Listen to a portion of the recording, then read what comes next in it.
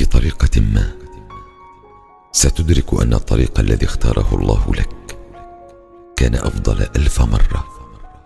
من الطريق الذي أردته لنفسك، وأن الباب الذي أغلق في وجهك 1000 مرة كان وراءه شر محض، وأن اليد التي أفلتتك